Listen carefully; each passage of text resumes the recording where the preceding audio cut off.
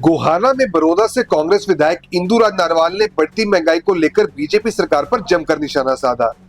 चीनी के बढ़ते दामों पर सवाल उठाते हुए नरवाल ने कहा कि अचानक चीनी महंगी हो गई, जबकि गन्ने के दाम उस हिसाब से नहीं बढ़े।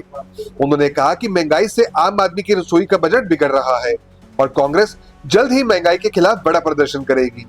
वहीं इनेलो नेता प्रोफेसर संपत सिंह के पूर्व मुख्यमंत्री भूपेंद्र सिंह हुड्डा पर लगाए गए वोट बेचने के आरोपों पर भी नरवाल ने पलटवार करते हुए उन्हें बीजेपी की बी टीम बताया।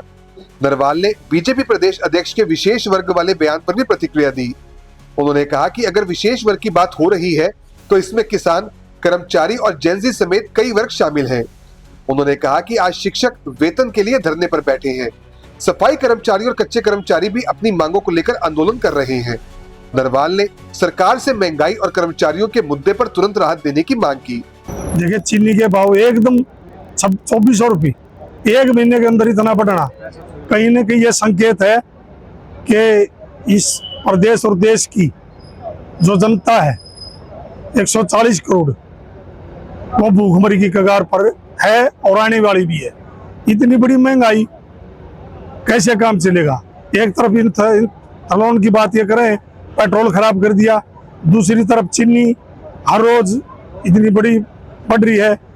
क्या ये इसे 140 लाख जो हमारे देश की जनसंख्या है इसको मिठाई से भी दूर करना चाहती है, इसको मीठी चाय भी नहीं पीना देने चाह रही है, दूध मीठा नहीं पीना देने चाह रही, तो क्या जहर देने की मंशा इस सरकार की है?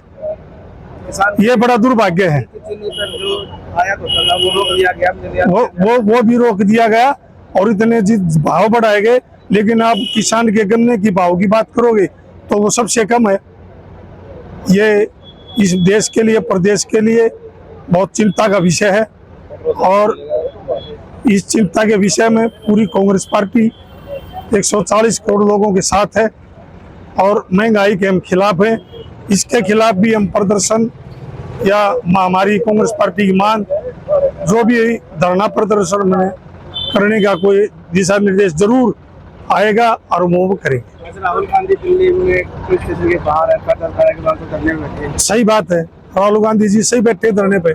भाई, जिस लड़के की आंख चली गई, जो वो गन चलाएगी, एक लड़के की आंख चली गई, किसी का हाथ में लगी, किसी के पैर में लगी और जिसने को वो बंदूक गोली चलाएगी उसके खिलाफ मुकदमा दर्ज होना चाहिए। वो न्याय की मांग कर रहे हैं, वो कोई गलत नहीं बैठे। उस जिस लड़के के साथ जो गोली चलाएगी उसकी आंख चलेगी, उसकी न्याय की वो मांग है, वो सही है और उसको के खिलाफ जिसने गोली चलाई मुकदमा दर्ज होना चाहिए और उसको न्याय मिलना चाहिए। संपत सिंह जी कल यहाँ पहुंचे नेता है, उन्होंने कहा कि एचकरण के नाम पर छोटी राजनीति करने पर लगी है कांग्रेस। अरे 9 विधायकों को बीजेपी के हाथों भाई, आप किसका जिक्र हो? 3 मना 13 में छाछ तो बोल रहे, छालड़ी भी किए बोल रहे, सौदा है कुछ नहीं। उनकी एक दुकान है, दुकानदार की कौन सुने हैं? और सुने हैं तो बीजेपी की सुने और बीजेपी उनकी सुने। बीजेपी की बी टीम हवा, बीजेपी के इशारों पर काम करने वाले। आपने गोपाल कांडा जी का बयान नहीं सुना?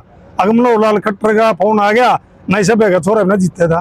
वो तो बीजेपी के मानस है, बीजेपी के इशारों पर वो काम करते हैं। वो कहीं इनकी फूट में जो इनकी नीति है बीजेपी की, फूट डालो राज करो, वो उनका हिस्सा है। उन्होंने अगर जिसकी आप जिक्र कर रहे हो, उन्होंने एक तो अपना मानसिक संतुलन ठीक रखना चाहिए और उन्होंने अपना दिमाग चेक करा लेना चाहिए। इस हरियाणा प्रदेश की अगर उन्हें चिंता है, सही में चिंता है, तो उन्होंने ऐसी बातें ना करनी चाहिए। जिस पार्टी ने देश को आज़ाद कराया हो और जो पार्टी आज सड़कों पर, चाहे युवा की बात थी, चाहे शिक्षा की बात थी, चाहे बेरोजगारी की बात थी, अगर कोई आवाज इस देश प्रदेश में तो कांग्रेस पार्टी है। आपने एचकरण की बात देखी, आदरणीय चौधरी भूपेंद्र हुड्डा जी के नेतृत्व में, भाई दीपेंद्र हुड्डा जी के नेतृत्व में इतना बड़ा धरना और प्रदर्शन किया गया।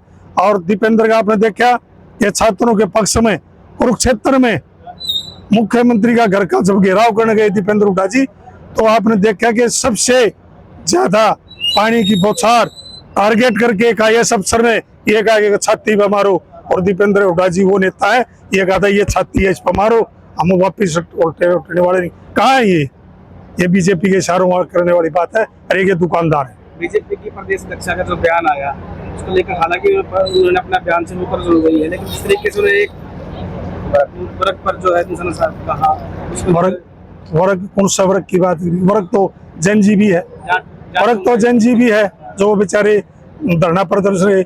वर्ग तो ये शिक्षक, शिक्षा देने वाले भी वर्ग यह भी है। इस वर्ग की भी आप बात करो, बेचारे आज एक तनख्वाह पाने के लिए धरने पे बैठे। वर्ग किसान भी है, वर्ग एक मजदूर भी है, वर्ग वो भी है जो बेचारे आज सफाई कर्मचारी जो बड़े बड़े ढेर लगे शहरों में, उस वर्ग की भी आप बात करो। वर्ग सभी एक वर्ग हैं, उन वर्गों की चिंता करनी चाहिए। और मैं जो बीजेपी की अध्यक्षा है उनको ये कहना चाहूँगा कि भगवान आपको दिमाग और बुद्धि दे, इस प्रदेश का भाईचारा खराब ना करें, आप सही नीति और नीति से काम करें। वहीं भगत फूल सिंह महिला विश्वविद्यालय खानपुर कला में नियमित वेतन की मांग को लेकर धरने पर बैठे शिक्षक और गैर शिक्षक कर्मचारियों को कांग्रेस के पूर्व विधायक जगबीर मलिक और विधायक इंदुराज नरवाल ने समर्थन दिया। जगबीर मलिक ने कहा कि जो शिक्षक बच्चों का भविष्य बनाते हैं उन्हें आज अपने वेतन और नौकरी के लिए धरना देना पड़ रहा है, यह बेहद दुर्भाग्यपूर्ण है। उन्होंने सफाई कर्मचारियों की हड़ताल समेत कई मुद्दों को लेकर सरकार पर सवाल उठाए और कर्मचारियों की मांगे जल्द पूरी करने की मांग की। देखिए, जो आज जिनको गुरुओं का दर्जा है, जो हमें शिक्षा देते हैं, गुरुओं का जो है सबसे बड़ा दर्जा होता है, भगवान के बाद गुरु का दर्जा होता है, उनको आज अपना हक मांगने के लिए ये कोई भीख नहीं मांग रही। इन्होंने काम किया है, पढ़ाया है बच्चों को, शिक्षा देने हमारे बच्चों को, और इनको भी आज रोजी रोटी के लिए अपने हक को मांगने के लिए हाथ फैलाने पड़ रहे हैं, हड़ताल करनी पड़ रही है। इससे बड़ा प्रदेश का दुर्भाग्य कुछ नहीं हो सकता। और सरकार से हम प्रार्थना करते हैं कम से कम, औरों को छोड़ो, इन शिक्षकों की तरफ देख लो। आपके भी तो कोई शिक्षक गुरु रहे होंगे, आप वो भूखे मरेंगे, उनका परिवार भूखा मरेगा, तो आपको जो है शर्म नहीं आएगी। तो आप, मेरी तो प्रार्थना ये है कि जल्दी से जल्दी इनकी समस्या का समाधान करके इनका वेतन दिलाया जाए और आगे से इस शिक्षा के बजट में बढ़ोतरी की जाए, या शिक्षा के डिपार्टमेंट में जो भ्रष्टाचार है उसको बंद करके इनका समय पर तनख्वाह दी जाए। ये मेरी सरकार से डिमांड है और इस पर जल्दी से जल्दी इस पर कार्रवाई होनी चाहिए। अब देखिए, ये सरकार नॉन परफॉर्मिंग गवर्नमेंट है। इस सरकार को पता ही नहीं कौन क्या करे, सरकार में यही नहीं पता फैसले कौन करता है, सरकार के फैसले कौन करता है, कैसे फैसले होते हैं, इनका कोई सरकार को भी नहीं पता। इसलिए ऐसी सरकार जो दिशाहीन हो।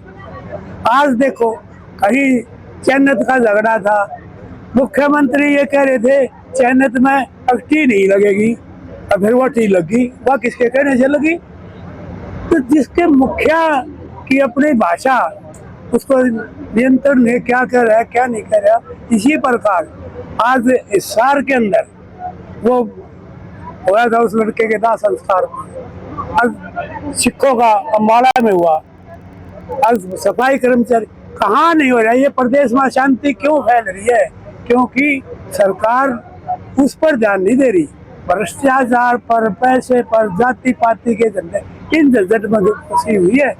मेरा सरकार से निवेदन है, उसको छोड़ के इन सारी बातों को, ये लोगों की सेवा करने के लिए, लोगों की कष्टों को दूर करने के लिए कार्रवाई करें।